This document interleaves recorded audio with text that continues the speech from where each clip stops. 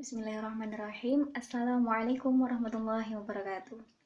Alhamdulillahirrabbilalamin. Puji syukur kehadiran Allah Subhanahu wa Ta'ala yang senantiasa memberikan kita kesehatan, kenikmatan, sehingga kita masih diberikan kesempatan untuk belajar bersama dalam mata kuliah manajemen kesiswaan. Baik, pada kesempatan kali ini kami dari kelompok 2 yang beranggotakan saya Azulma Mahiratunisa, teman saya Hazriza Awalia, dan juga Hanifah Miftahul Rizki akan mempresentasikan sebuah makalah yang berjudul Penerimaan Peserta Didik Baru. Baiklah teman-teman, perlu diketahui terlebih dahulu mengapa sih kita perlu mempelajari materi ini. Jadi, penerimaan peserta didik baru itu merupakan titik awal yang menentukan kelancaran tugas sekolah dan sukses atau tidaknya sekolah dalam usaha pendidikan yang diselenggarakan oleh sekolah tersebut. Lalu, penerimaan peserta didik baru ini harus dikelola sedemikian rupa, mulai dari perencanaan, penentuan daya tampung sekolah, jumlah siswa yang dapat diterima, lalu proses pendaftaran peserta didik hingga akhirnya nanti peserta didik ini siap untuk melaksanakan kegiatan pembelajaran. Penerimaan peserta didik baru ini merupakan salah satu kegiatan penting dalam manajemen kesiswaan, sebab aktivitas penerimaan peserta didik baru ini menentukan seberapa kualitas input yang dapat diterima oleh sekolah tersebut. Jadi, ayo langsung saja kita sama-sama belajar mengenai materi penerimaan peserta didik baru. Baiklah, yang pertama kita akan mempelajari kebijakan penerimaan peserta didik baru.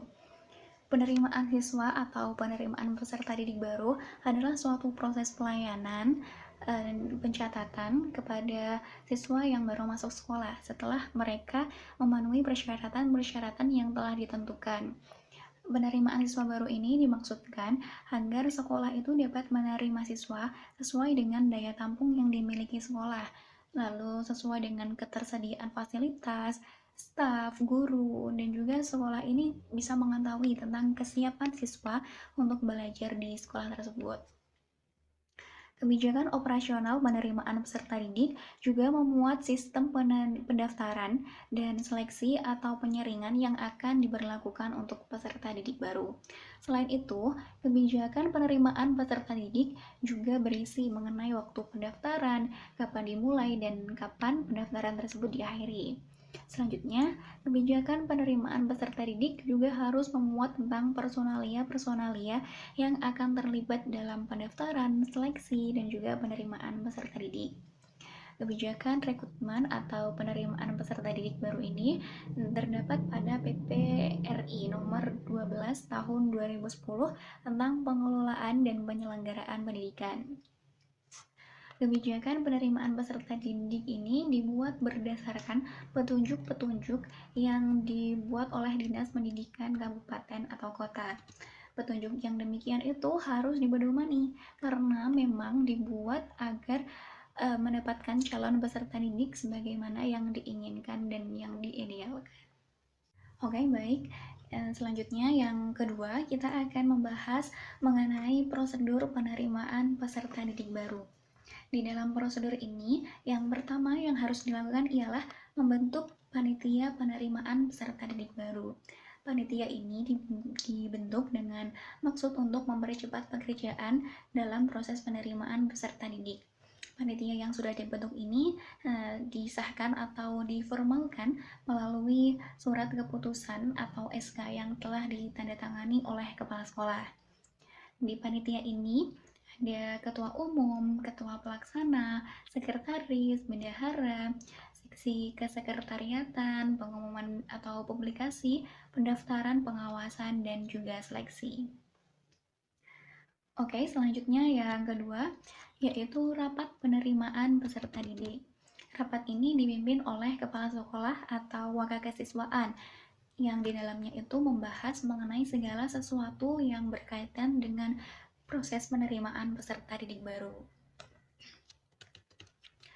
Oke, selanjutnya yaitu pembuatan atau pemasangan pengumuman. Nah, di sini ini berisi mengenai sekilas gambaran tentang sekolah tersebut. Terus juga ada persyaratan pendaftaran, waktu dan tempat pendaftaran, cara pendaftaran, terus berapa uang yang harus digunakan untuk pendaftaran tersebut, dan juga tercantum juga waktu dan tempat pengumuman seleksi. Selanjutnya, ada pendaftaran calon peserta didik. Biasanya itu ada loket. Nah, di loket itu ada penjaganya. Di sana kita bisa meminta formulir pendaftaran, terus di situ juga bisa mengumpulkan formulir pendaftaran, dan kita juga bisa bertanya mengenai hal-hal yang belum dipahami atau masih membingungkan dalam pengumuman. Terus selanjutnya yaitu seleksi peserta didik.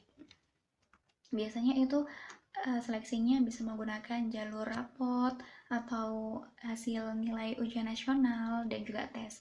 Nah, jika yang digunakan itu tes, maka yang harus dipersiapkan ialah mempersiapkan pengaturan pengawas dan juga peserta.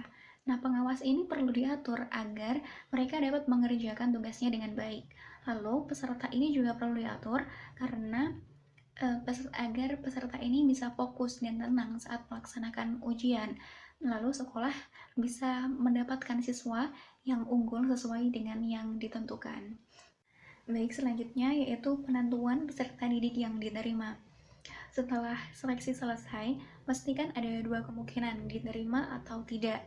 Nah, pengumuman diterima atau tidaknya itu biasanya ada di sekolah, hanya di sekolah saja, atau diumumkan lewat media elektronik, bisa dari email atau web, lalu bisa juga dikirimkan langsung ke alamat calon siswa. Selanjutnya yaitu daftar ulang. Daftar ulang ini dimaksudkan agar panitia ini memperoleh kepastian dari peserta didik. Apakah peserta didik ini menerima atau memanfaatkan kesempatannya untuk belajar di sekolah tersebut atau memilih mengundurkan diri. Biasanya mengundurkan diri itu karena merasa sekolahnya itu tidak cocok dan lebih cocok ke sekolah lain. Oke, setelah daftar ulang, maka yang dilakukan ialah MOS atau masa orientasi. Nah, orientasi ini penting untuk dilakukan karena biasanya siswa yang baru masuk sekolah itu mereka takut, tegang, dan sulit beradaptasi. Nah, untuk menghindarinya itu, maka dilakukan orientasi. Orientasi ini dilakukan agar siswa itu lebih mengenal keadaan sekolah, lingkungan sekolah, agar bisa lebih cepat beradaptasi dan nantinya siap untuk mengikuti pembelajaran. Selanjutnya, saya Hasliza Awalia NIM 2061930 akan menjelaskan tentang penentuan penerimaan peserta didik baru. Penentuan itu harus berdasarkan pada proses seleksi. Seleksi terdapat 3 macam, yaitu berdasarkan sistem Danem, sistem PMDK, dan sistem tes. Sistem penerimaan yang digunakan yaitu berdasarkan Danem, maka ketentuan siswa yang diterima harus berdasarkan ranking Danem yang telah dibuat. Selanjutnya, jika sekolah menggunakan sistem PMDK, maka ketentuan penerimaannya berdasarkan hasil ranking rapot peserta didik, dan apabila sistem yang digunakan yaitu sistem tes, maka penentuannya berdasarkan hasil tes. Pada penentuan penerimaan peserta didik, hal ini ditentukan pada daya tampung sekolah tersebut, karena hal tersebut harus disesuaikan dengan layanan yang diberikan sekolah berupa guru yang tersedia, fasilitas, dan sarana prasarana. Untuk mengesahkan pengumuman calon peserta didik, maka pemimpin lembaga akan mengeluarkan pengumuman resmi dan sah yang biasanya dilakukan dengan ditempelkannya pengumuman tersebut pada majelis sekolah atau bisa melalui surat yang dikirim sekolah ke semua peserta didik. Pada umumnya, yang dipertimbangkan sekolah adalah daya tampung kelas baru. Penetapan jumlah siswa baru yang akan diterima sangat bergantung pada hasil sensus sekolah yang berkaitan dengan ketenagaan, ketersediaan, serta keberfungsian sarana prasarana sekolah.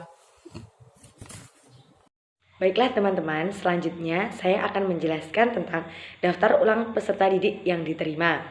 Setelah memberikan pengumuman kepada para pendaftar, maka kegiatan selanjutnya yaitu daftar ulang yang dilakukan oleh peserta didik yang lolos oleh panitia PPDB.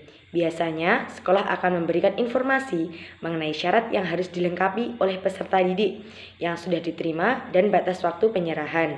Apabila peserta didik melewati batas waktu pendaftaran ulang yang sudah ditentukan, maka peserta didik tersebut dianggap menggugurkan diri. Dengan demikian, sekolah akan memberikan panggilan atau informasi kepada peserta didik cadangan untuk mendaftar kembali supaya dapat diterima di sekolah tersebut. Pemberitahuan biasanya dilakukan oleh panitia setelah melihat kuota peserta didik yang kosong maka dapat diisi oleh peserta didik cadangan. Pemanggilan peserta didik cadangan biasanya didasarkan oleh nilai atau ketentuan menjadi peserta cadangan.